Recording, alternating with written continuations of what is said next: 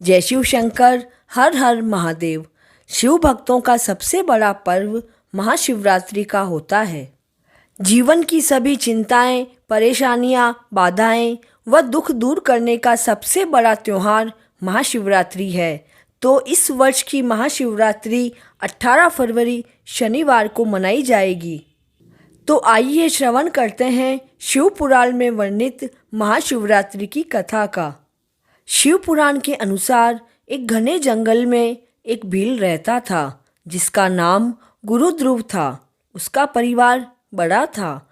वह बलवान, निर्दयी व क्रूर था। वह रोजाना वन में जाकर हिरण व अन्य जानवरों को मारता व वहीं रहकर अलग अलग तरह की चोरियां भी किया करता था। उसने कभी भी कोई शुभ कार्य नहीं किया। इस तरह वन में रहकर उस पापात्मा भील का बहुत समय व्यतीत हो गया। एक दिन महाशिवरात्रि का पर्व आया, किंतु वह निर्दयी भील घने जंगल में रहने वाला इस व्रत के बारे में नहीं जानता था। उस दिन उस भील के माता पिता व पत्नी भूख से व्याकुल होकर उससे खाना मांगने लगे। उनके बार बार भोजन मांगने पर वह भील धनुष उठाकर जंगल की तरफ चल दिया और हिरणों के शिकार के लिए पूरे जंगल में घूमता रहा।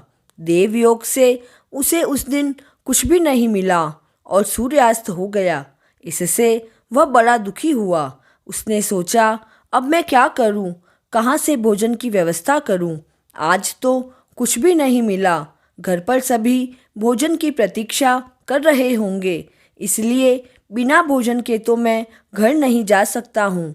ऐसा सोचकर वह शिकारी एक तालाब के पास पहुँच गया। वहाँ पानी में उतरने का घाट था। वहाँ जाकर वह खड़ा हो गया और सोचने लगा कि यहाँ पर कोई न कोई जीव जंतु पानी पीने के लिए अवश्य आएंगे। उसी को मारकर उसे घर ले जाऊंगा। ऐसा मन में विचार करके वह शिकारी एक बेलपत्र के पेड़ पर बैठ गया। वह पानी भी साथ लेकर गया। काफ़ी रात व्यतीत होने के पश्चात पहला प्रहर शुरू हुआ तो एक प्यासी हिरनी वहां आई, जिसे देखकर शिकारी प्रसन्न हो गया। उसने उसे मारने के लिए धनुष पर बाण रखा। ऐसा करते समय उसके हाथ के धक्के से थोड़ा सा जल व बिल्वपत्र नीचे गिर गए। उस वृक्ष के नीचे शिवलिंग था जिसके बारे में भील नहीं जानता था। इस तरह बिल्वपत्र से प्रथम प्रहर की पूजा संपन्न हो गई। उस पूजा के प्रभाव से उस भील का बहुत सा पाप तत्काल नष्ट हो गया। उधर अचानक से हुई आवाज़ को सुनकर हिरनी ने भय से ऊपर की ओर देखा। शिकारी को देखते ही वह व्याकुल हो गई और कहने लगी, हे शिकारी, तुम क्या चाहते हो? मुझे बताओ। हिरनी की बात सुनकर वह शिकारी बोला कि आज मेरे परिवार के सभी लोग भूखे हैं, तो मैं तुम्हें मारकर उनकी भूख मिटाऊंगा। शिकारी के ऐसे वचन सुनकर हिरनी कहने लगी, अब मैं क्या करूं? वह उपाय सोचने लगती है। फिर हिरनी कहती है कि हे शिकारी, मेरे मांस से तुम्हें सुख मिलेगा। इस नष्ट होने वाली काया के लिए इससे बड़ा पुण्य और क्या होगा? उपकार करने वाले को जो पुण्य होता है उसका वर्णन नहीं किया जा सकता है, परंतु मेरे सभी बच्चे मेरे आश्रित हैं। मैं उन्हें अपनी बहन को सौंपकर आ जाऊंगी। हे शिकारी, मेरी इस बात को झूठा मत समझना। मैं वापस लौटकर अवश्य आऊंगी, क्योंकि सत्य पर ही दुनिया टिकी हुई है। सत्य से बड़ा तप और कोई नहीं है। हिरनी के इतना कहने पर भी शिकारी ने उसकी बात नहीं मानी, तो वह आश्चर्यचकित और भयभीत होकर बोली, हे शिकारी, मैं तुम्हारे समक्ष ऐसी शपथ खाती हूँ जिससे परे जाने पर मैं तुम्हारे पास फिर से आ जाऊंगी। ब्राह्मण अपना धर्म ना करे, पति की आज्ञा का उल्लंघन करके किए हुए उपकार का न मानने वाले, भगवान शिव से विमुख रहने वाले तथा विश्वासघात और छल करने वालों को जो पाप मिलता है, उसी पाप से मैं लिप्त हो जाऊं अगर वापस लौटकर ना आऊं। इस तरह की शपथ खाकर हिरनी मौन होकर खड़ी हो गई। तो उस शिकारी ने उस पर विश्वास करके कहा कि तुम अपने घर जाओ। हिरनी खुश होकर पानी पीकर अपने आश्रम पहुंची। इधर पहला प्रहर बीत गया। तब उस हिरनी की बहन दूसरी हिरनी जिसको याद किया था उसी का इंतजार करके वह जल पीने के लिए वहां आई। उसे देखकर बील ने स्वयं बाण को तरकस से खींचा। ऐसा करते समय पहले जैसे ही भगवान शिव के ऊपर जल व बिल्वपत्र गिर गए। उस शिकारी के द्वारा भगवान शिव की दूसरे प्रहर की पूजा पूर्ण हो गई। यह केवल अनजाने में ही हुई थी तो शिकारी के लिए सुखदायी हो गई। हिरनी ने उसे बाण को खींचते हुए देखकर पूछा, हे शिकारी, आप यह क्या कर रहे हो? शिकारी ने पहले की भांति उत्तर दिया, मेरे परिवार का पेट भरने के लिए मैं तुझे मारूंगा। यह सुनकर हिरनी बोली, मेरी देह को धारण करना असफल हो गया क्योंकि इस नश्वर शरीर के द्वारा उपकार होगा, लेकिन मेरे छोटे छोटे बच्चे घर पर हैं। मैं एक बार घर जाकर अपने स्वामी को सौंप दूं, फिर तुम्हारे पास वापस आ जाऊंगी। यह सुनकर शिकारी बोला, मुझे तुम पर विश्वास नहीं है, मैं तो तुम्हें अवश्य ही मारूंगा। यह सुनकर हिरनी भगवान विष्णु की शपथ खाती हुई बोली, शिकारी, जो मैं कहती हूँ उसे सुनो। यदि मैं लौट कर ना आऊँ तो मेरा सारा पुण्य हार जाऊं। वचन देकर जो पलट जाता है वह अपने पुण्य को हार जाता है। जो व्यक्ति अपनी पत्नी को त्याग कर किसी और के पास जाता है, भगवान विष्णु का भक्त होकर शिव निंदा करता है, ऐसे लोगों को जो पाप लगता है वह मुझे लगे यदि मैं वापस नहीं आऊं। तब शिकारी ने कहा, जाओ। तब हिरनी फुर्ती से जल पीकर हर्ष के साथ आश्रम पर गई। इतने में दूसरा प्रहर भी शिकारी के जगने पर पूरा हो गया। इधर तीसरा प्रहर शुरू हो गया। इधर हिरनी के लौटने में बहुत विलंब हो गया। अब शिकारी उसकी तलाश करने लगा। इतने में उसने जल के मार्ग में एक हिरण को देखा।